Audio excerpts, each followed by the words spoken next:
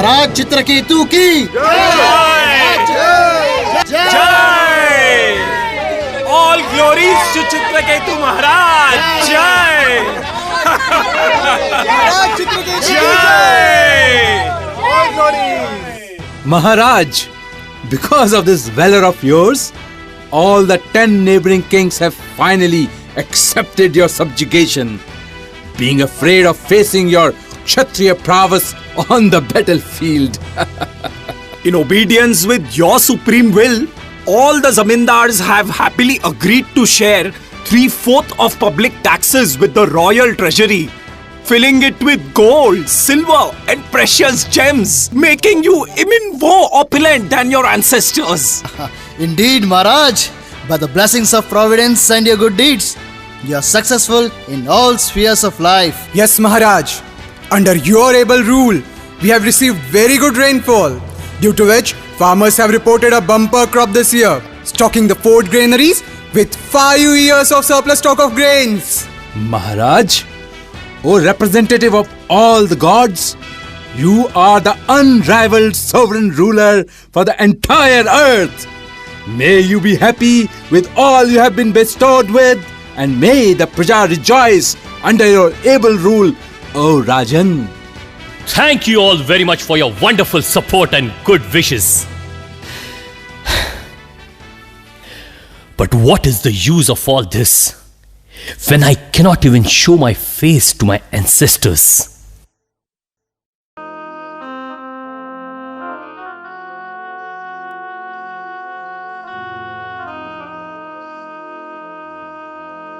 Oh my worshipable ancestors, this lowly Chitraketu has come today to express his sorrowful heart. It is only by your grace that I have received your legacy and such a large, prosperous kingdom. A dutiful king is indebted to his Praja and his Purvaj, and is responsible for their welfare. I know my Praja is happy, but my Purvaj are not happy. Since I have no son who can perform Shraddha Tarpan for their deliverance. So today this unfortunate Chitraketu has come to beg forgiveness from all of you for having failed in his sacred duty to have an heir to the throne and continue your lineage and your legacy. Maharaj, the great sage Angira Muni has arrived. Yes.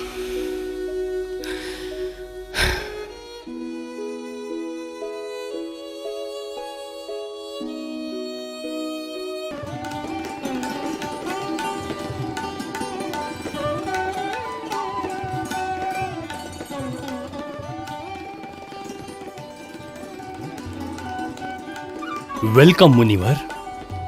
A sadhu visiting someone's home is the greatest fortune for anyone. What are we householders without blessings of great sadhus like you? Please bless us. Oh, blessed king, you have an unrivaled kingdom, aristocracy, personal beauty, and youthful vigor. Yet, your pale countenance and the lines of worry on your forehead tell a different story. The smile on your lips don't reach your eyes.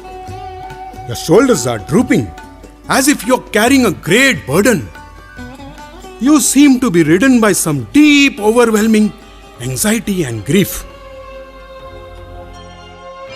Oh Rishivar, oh all-knowing sage, my vast empire, boundless opulence, and millions of beautiful wives cannot fill the emptiness of my grief-stricken heart. For I have no son, I have no heir, Munivar. How will my forefathers and myself receive Pinda? And you know, Munivar, without Pindadan, we will all be destined to hellish existence. This thought is killing me day and night. Please do something, O Munivar. Oh merciful sage, please bless me with just one son Just one son, Munivar. Just one son. Hey Rajan, this world is like that. Even if you are served the most nectarian sweet rice, but if there is some sand in it, then it becomes unenjoyable. Even though you are destined to be childless in this life, I will give you the remnants of the sweet rice of the yajna performed by Twashta. Give it to your first wife, Kritadyuti, and she will bear a son for you. Thank you very much, Munivar. Thank you very much. But remember, he should be named Harshashok, for he will certainly be the cause of both your jubilation and lamentation. Harshashok? What did he mean by that? Oh, maybe my son will be a little proud and disobedient. But that's all right. I can handle that. At least I'll have a son. I'll have a putra. I'll be father. Yes, Maharaj. Yes, Maharaj.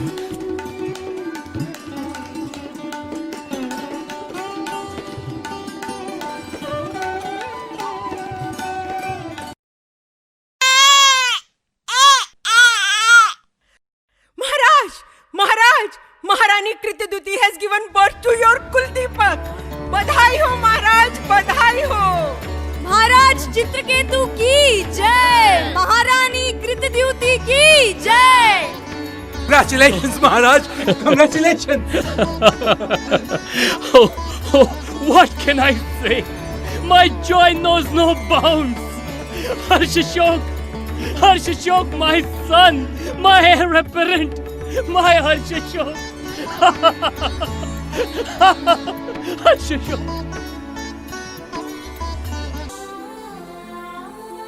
Oh Harshashok, where are you hiding? I have personally prepared special sweet rice for you. I know you like sweet rice. Of course. After all, he's born to you after eating that sweet rice. Aha, there you are. Therefore, you're so sweet. I love you. I love you, my son. My son. My son Harshashoka. Come, sit. Take. Eat, beta. Eat. Our Rajavaidya was saying sweet rice is good for growing children. May you have a long, long life, my child.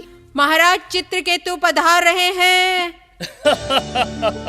Oh, Harshashok, my child, my life. Kritadyuti, I cannot express to you how indebted I am to you. By bearing this special child, you are the cause of deliverance of all my worthy forefathers and myself. Harshashok will be my successor and happily rule this vast planet to fulfill all our desires. Kritadyuti, thinking of this, my heart's love for you swells like the high tide of a beautiful Purnima night. Your words embarrass me, Maharaj. No, Kritadyuti. You have given me something priceless that your 10 million co-wives could not give me.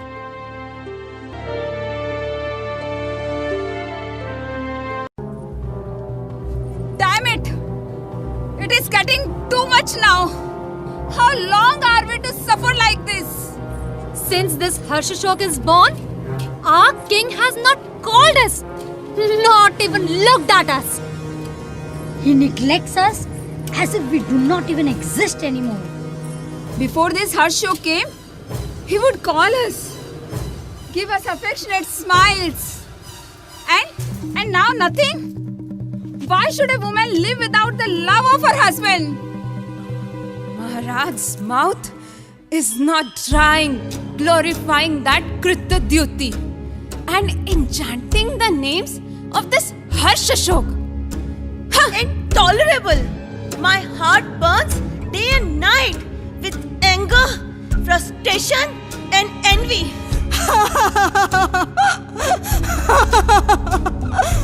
I cannot go back to my father's place, and here I cannot get my husband's affection.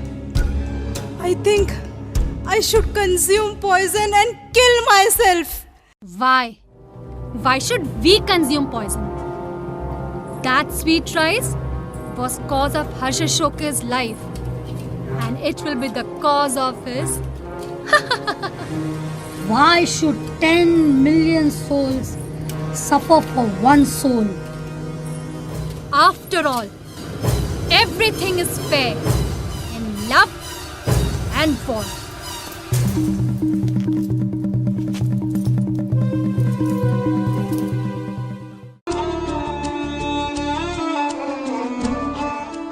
Why has Harshashok not yet gotten up? It is way beyond sunrise now. Why he is sleeping so long today?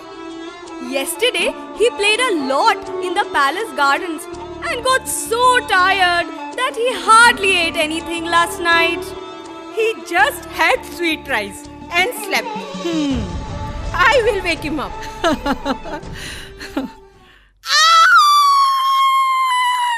Call the Rajvaidya! What has happened? Maharani, look what has happened to our Rajkumar. This can't be, Maharani, this can't be. Harshashok! Harshashok! No! Maharani! What has happened? What has happened to the prince? Go! Inform the king immediately! Yes. Soon! No! This cannot be! Son, no! How unfortunate! Will I never see his smiling face again? Tell me, will I never hear his sweet voice again? Has my Harshashoka gone? Gone to another planet forever? Maharaj! Look, Maharaj! What has happened? No! Nothing has happened, Kritaduti. Come on, son. You are the apple of my eyes. You are the light of my life. You won't do this to your father. My Harshashok. I'll give you whatever you want. Come on, son. Go and play with your friends. Come on, Harshashok.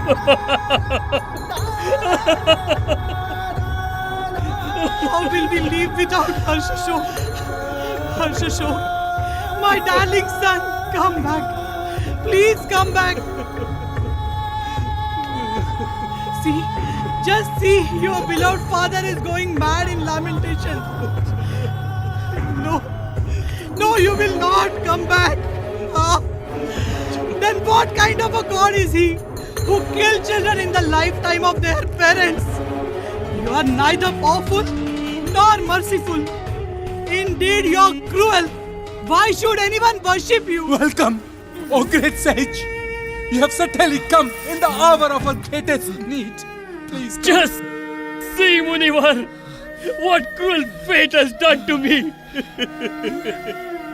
How can the Almighty God do this to me?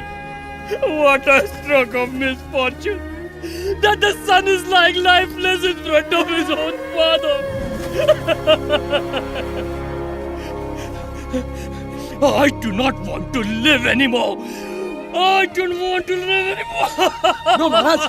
No, Maharaj! How can we bear this misery? How can we? Oh, cruel providence! What have you done to us? What have you done to us? Oh, king, please come out of this ocean of lamentation. This body is temporary, and so are its relationship. What relationship does this dead body have with you? Did it exist in the past? Does it exist now? And will it continue to exist in the future?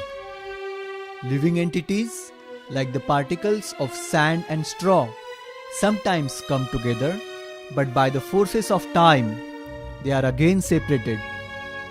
O great king, you, me, indeed all living entities are in a temporary state.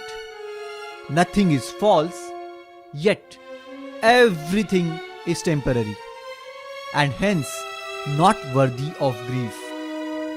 I could have given you the transcendental knowledge when I came first. But at that time, you were too much hankering for a son. But today, your heart is ready to receive divine knowledge.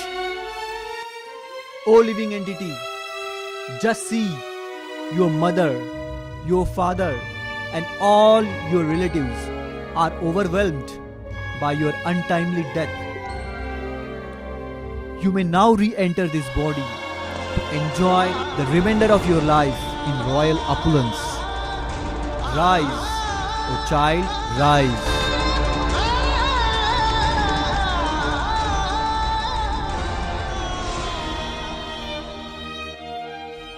According to the results of my karma, I, the living entity, has been transmigrated from one body to another, sometimes into species of demigods, plants, animals, or humans, in which birth with these my mother and fathers, for I have had millions of parents and millions of lifetimes.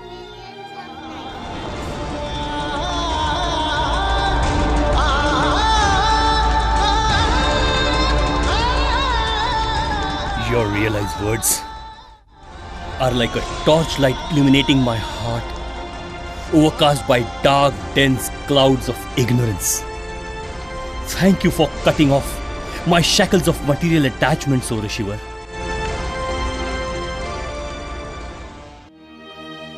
Thus, being enlightened by his son, Maharaj Chitraketu now accepted Sri Narad Muni as his spiritual master, who gave him a powerful mantra. Om Namastubhyam Bhagavate Vasudevaya Dhimahi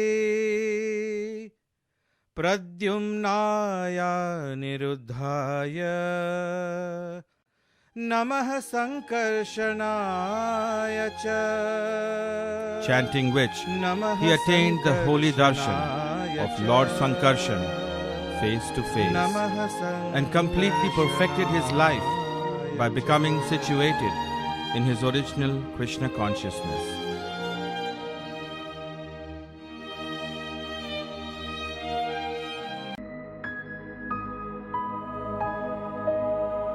He was then promoted to become the ruler of the planet of the Vidyadhars.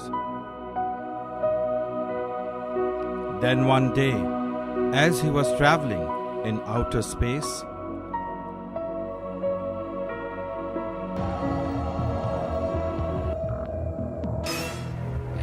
Oh, Mahadev! Jai! How wonderful it is that even though Lord Shiva is considered the spiritual master of the general populace, and he is the best of all performers of austerities, the foremost strict followers of Vedic principles, yet he is embracing his wife Parvati on his lap while sitting in the middle of great saintly persons. Jai! Alas! Look at this upstart who has shamelessly self-appointed himself as the carrier of the rod of punishment. My husband, Lord Shiva, is personified religion and the guru of the entire world. And yet this impudent Kshatriya king speaks audaciously that which even Brahma or any other demigod would not dare to. O impudent one, for this grievous offense, I, Bhavani, curse you to take birth in the low-class sinful family of demons, so that you will learn not to ever commit such an offense against exalted personalities. Oh, my dear mother, with folded hands, I wholeheartedly accept your curse upon my head. Even though you are now unnecessarily angry, I do not plead to be excused or relieved from your curse, since all happiness and distress are awarded to me as a result of my past activities. So, O worshipable mother, whatever you have wished for me, let it come to pass. Let it come to pass. Narayana prasarve na kutascha na bibyati स्वर्ग अपवर्ग नरकेशु अपि तुल्यार्थ darshana. O beautiful Parvati, such are the servants of the Supreme Lord Sri Hari. They are not at all interested in any form of material happiness. They do not fear any conditions of life. For them, heaven, hell, or liberation, all are the same.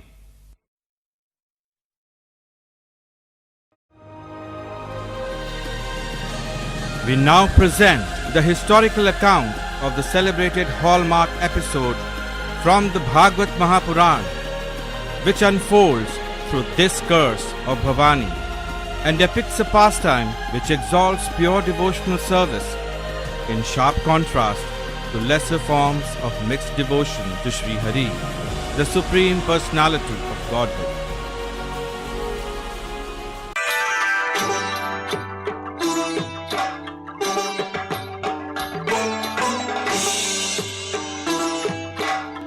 All glories to Lord Indra, the Lord of all demigods. Devadidev, all glories to you who defeated demons time and again. All glories to you who gives rain and thus sustains life on earth. O Mahendra, you have performed 100 unbeatable Ashwamedh Yagyas. No one can equal your beauty, your valor, and your strength. Oh, see, Shri Bahaspati has arrived. But I don't think Indra has noticed. No, he has seen him. But he is absorbed and infatuated with his own glorification and worship.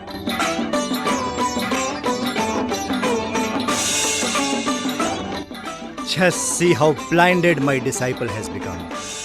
Indra has made a serious transgression of Vedic etiquettes. Even though he has seen his spiritual master enter his assembly, neither he stood up nor he offered a seat. I shall not curse him, but I will allow destiny to unfold according to the will of Providence. Stop! Alas, what a regrettable deed I have committed today. Because of my pride, lack of intelligence, and being intoxicated by the material opulence, I have failed to show proper respect to my worshipable spiritual master. Thus, I have insulted him. Now, I shall bow my head at the lotus feet of my preceptor to satisfy him and beg his forgiveness.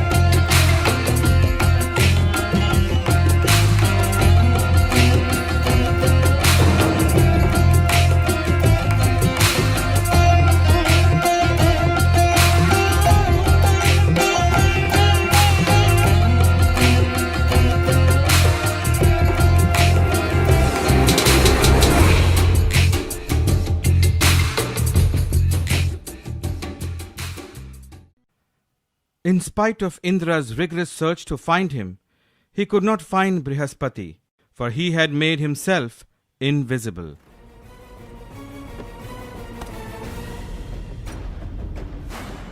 Hearing about this news, on the other hand, the demons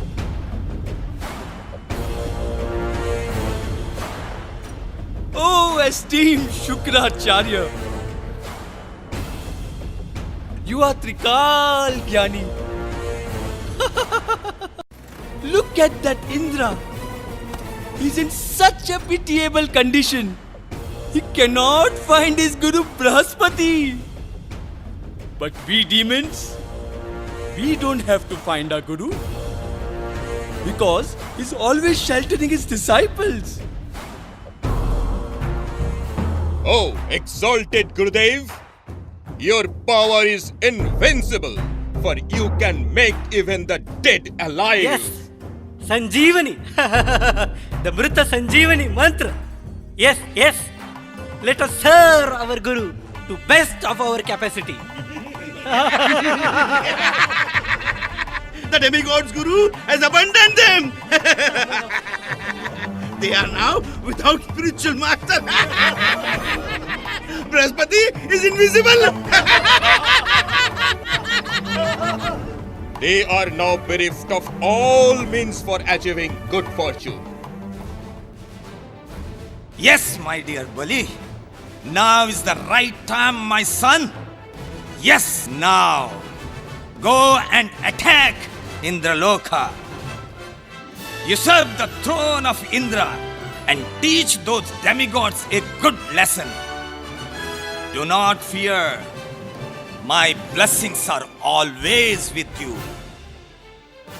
Yes, Gurudev. This is the opportunity we have been waiting for. Please bless us such that by your grace we can conquer our arch rival, the demigods. Vijayi Bhava! Vijayi Bhava! Vijayi Bhava!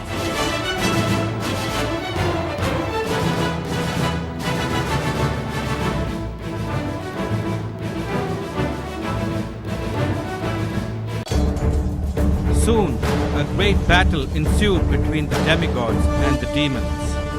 As both sides locked themselves in a gruesome battle, the angered war goddess Ranchandika, who is the fearsome presiding deity of the battlefield, unleashed her dance of death and destruction.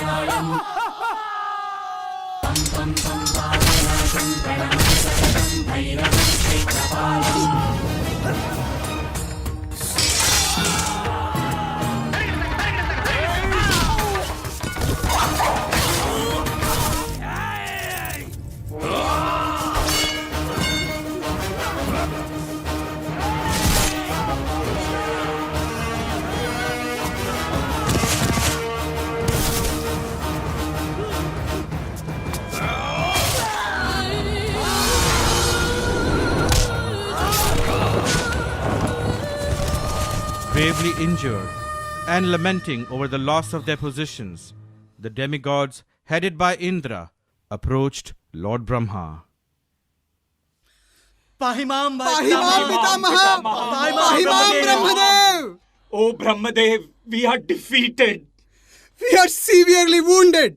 We have lost all our opulences, prestige and power. Oh most intelligent one, save us.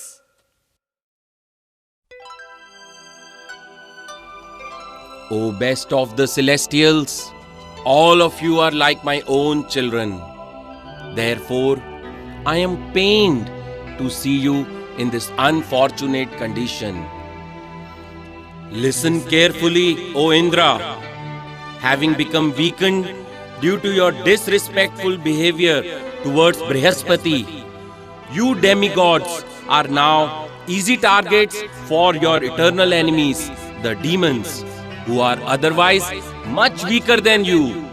They have gained superiority over you, having honored their Guru Shukracharya with much reverential worship. They can now even conquer my abode, Brahmaloka, if they so desire. But how can we overcome our miseries now, Brahmadev? Please always remember, anyone who has determined faith in the mercy of the Brahmins, the cows, the Supreme Personality of Godhead, and who always worship them are invincible and unconquerable. Now, immediately go and approach Vishvaroop, the son of Twasht. He is a very learned, powerful, and a qualified Brahman. Accept him as your Guru.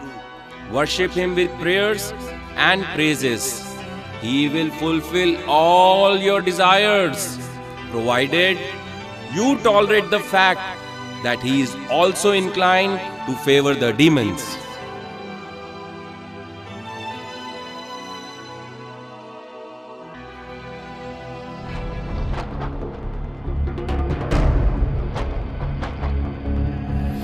Oh dear Vishvaroop, we have come to your ashram as guests. So please fulfill our request as a matter of duty.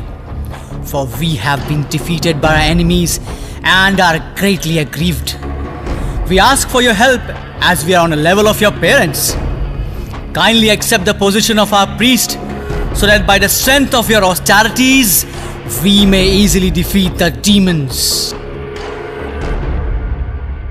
I welcome you all to my small ashram, O exalted universal commanders, and thank you for your kind words. Although accepting priesthood causes a loss of one's Brahminical prowess, I am like your disciple and cannot refuse your request. I will perform the yajna for you.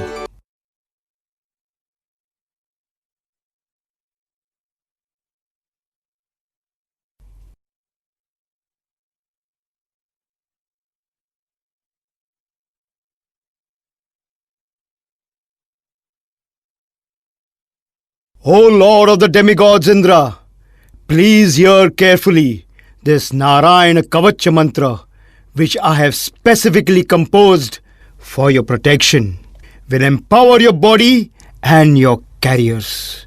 It will make you invincible by any mortal weapon and bestow all victory upon you.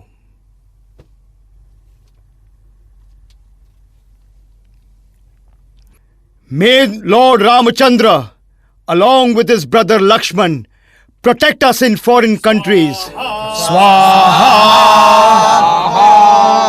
May Kurmadev protect me from falling into hellish planets.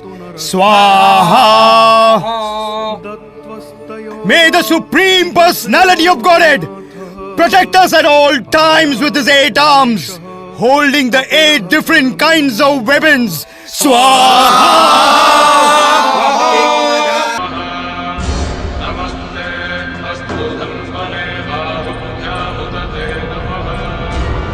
O King of sharp-edged swords, please cut the soldiers of our enemies to pieces. Cut them to pieces. Cut them to pieces. Swaha.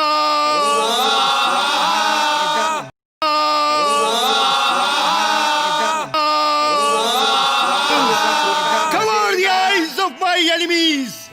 Pluck out their sinful eyes. Swaha.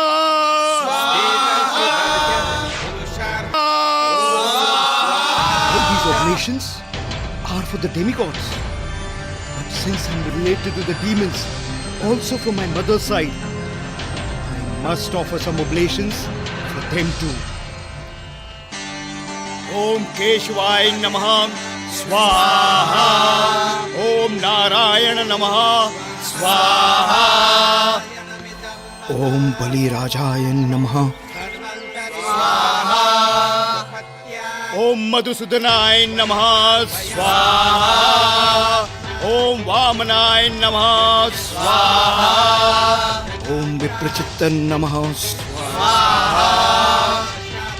Om Namoche Namah Swaha. Om Vikshvakshenay Namah Swaha. Devendra, he's also secretly offering oblations to the demons. Vishnu, you traitors!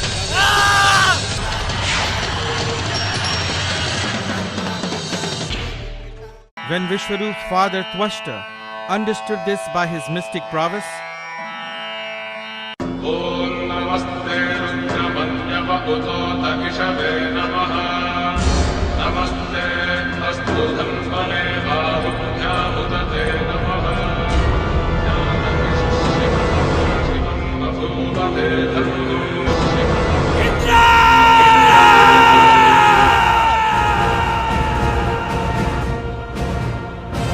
You ungrateful rascal!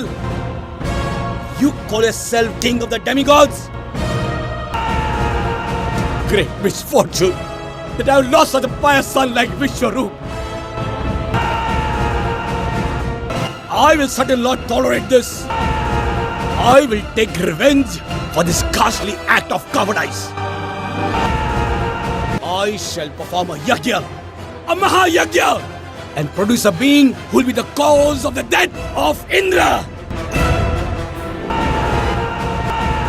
Indra Shatru! Indra Shatra Vivardasva! Indra Shatru! Indra Shatra Vivardasva! Indra Shatru! Indra Shatra Vivardasva! Oh no! Twashta Rishi has chanted one mantra longer instead of short. Which means that now the being will be created, which will be killed by Indra instead of killing Indra. What a mistake! What a mistake!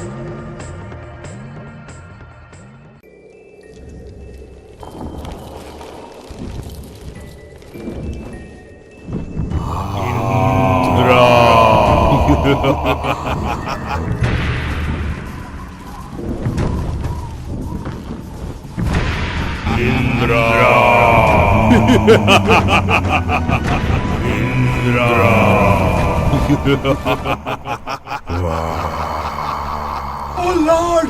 Who is this creature? Just see, he looks ferocious. Tall, blackish, like a burnt hill. Just look at his beard and mustache. It looks like melted copper. What piercing eyes! He has a blazing trident too! His shouts are making the whole earth tremble. All our weapons are useless against him. He has swallowed them all. He is mercilessly attacking us. His name is Vitra, the one who covers everything. Yes, he is the demon, Vitrasura. Who will save us from him? I see no other shelter than Lord Narayan. My dear Lord, you are the giver of the result of sacrifices. You are the time factor that destroys all. Now please arrange for our protection. Raksha Mam Prabhu! Mahi Mam! Mahi Mam Prabhu!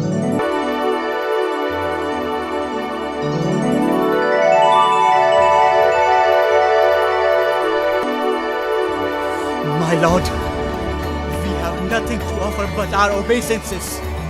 You release the chakra that kills demon. You have come as Narsim, Varaha, Vaman in the past to save your devotees. We implore you to please save us from this terrible demon Vritrasura. My dear demigods, I am pleased by your prayers. These prayers are the source of devotional service unto me. There is a very great sage, the Dadichi Muni. He has become very powerful because of his knowledge and austerity. Go and approach him. Ask for his bones. Vishwakarma will create a weapon out of his bones, which will then kill Vritrasura. I will personally endure it with my own strength.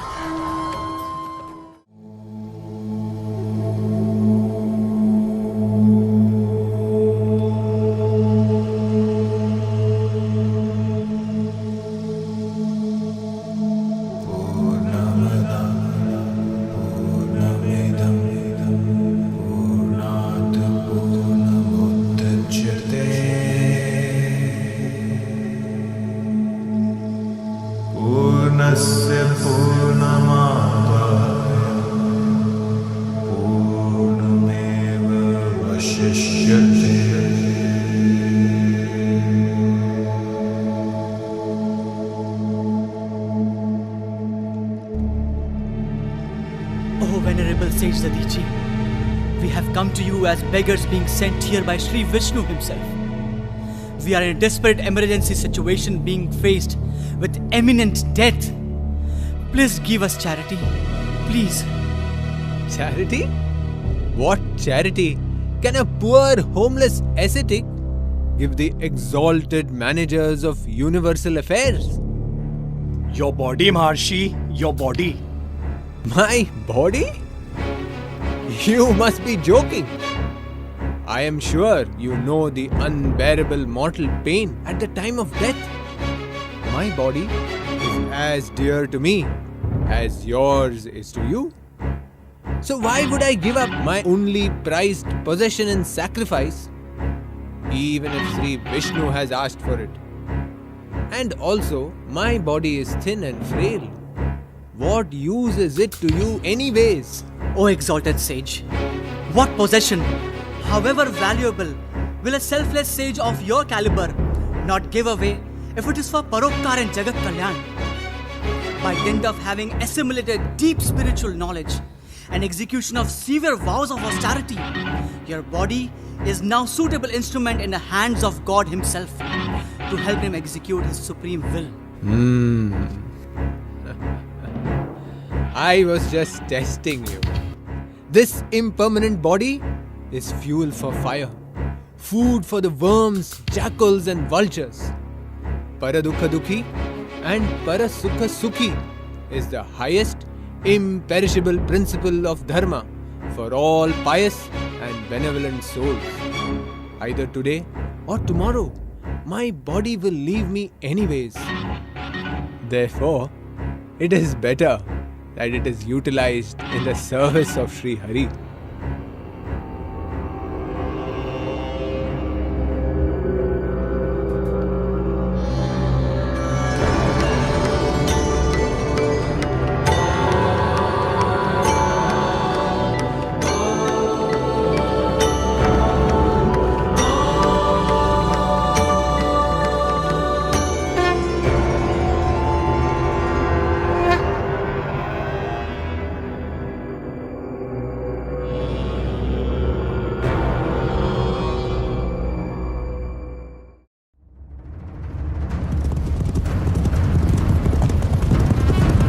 Soon a fierce battle between the determined demigods and belligerent demons ensued.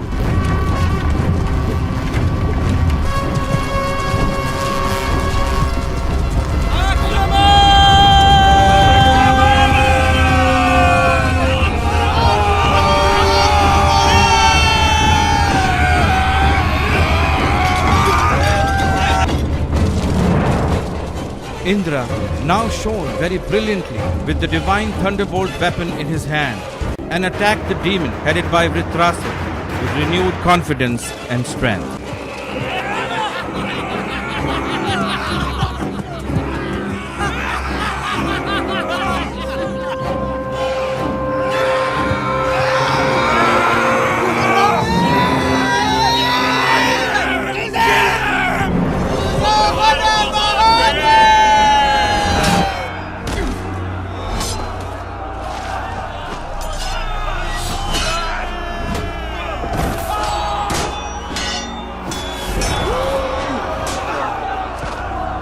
When in spite of deploying all possible mystical tricks and weapons, the demon chief saw that their attack had proven ineffective and powerless, they began to run in fear.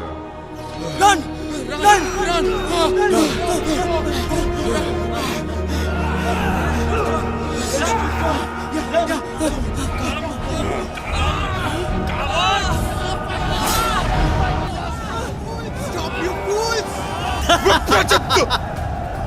Nabuji!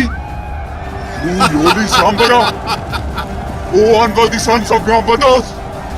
Why do you flee like this in fear?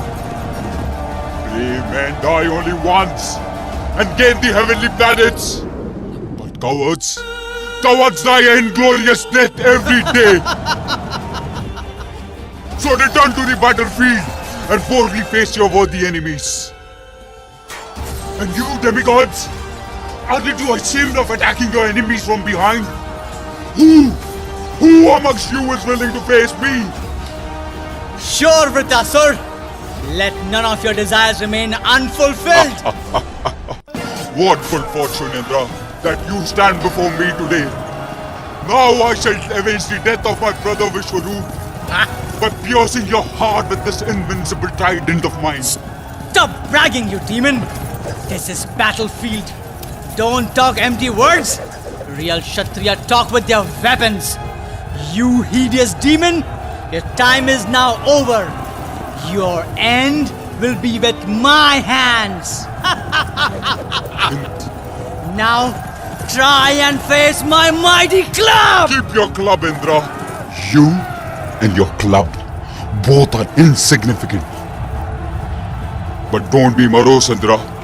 Pick up the Vajra, because it is not yours.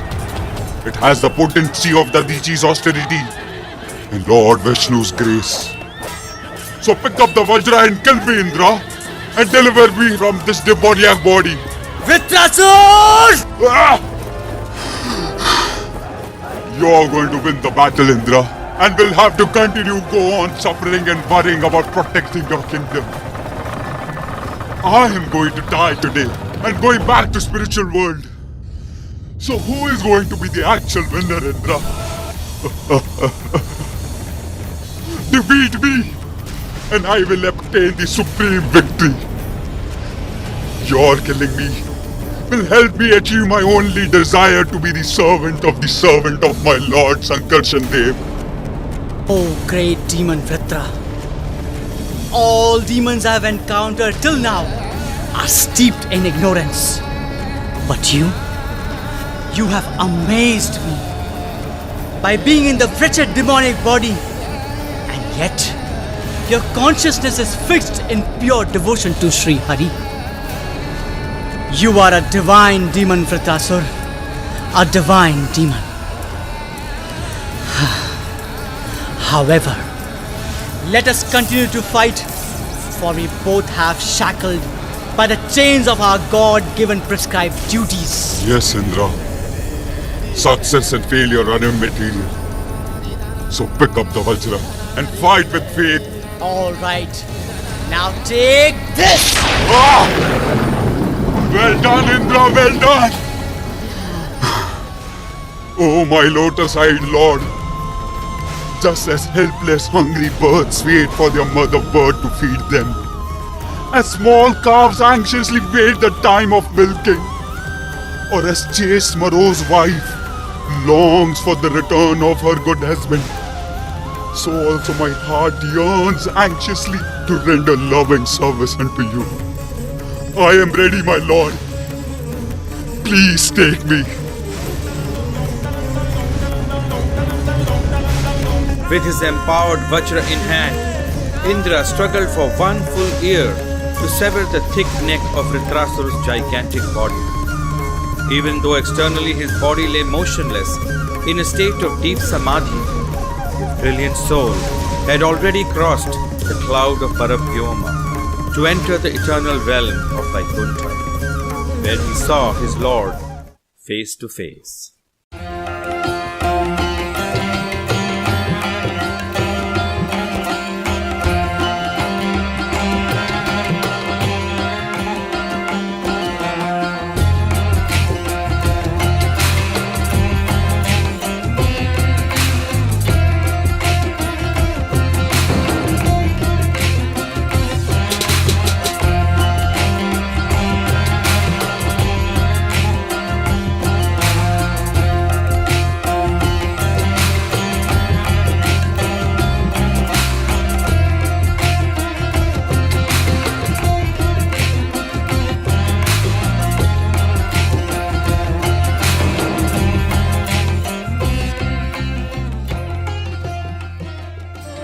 Through the curse of Mother Parvati, the merciful Lord had orchestrated that Chitraketu Maharaj gets this body of a divine demon Vritrasur, so that he can cut short his material sojourn and accelerate his journey back home, back to Godhead.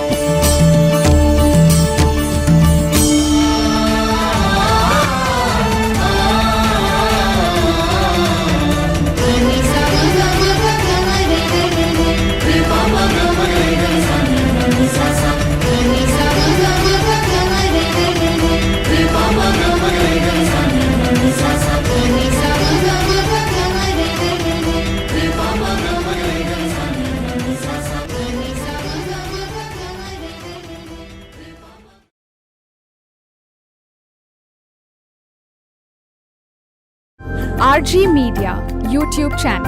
Like, share, subscribe.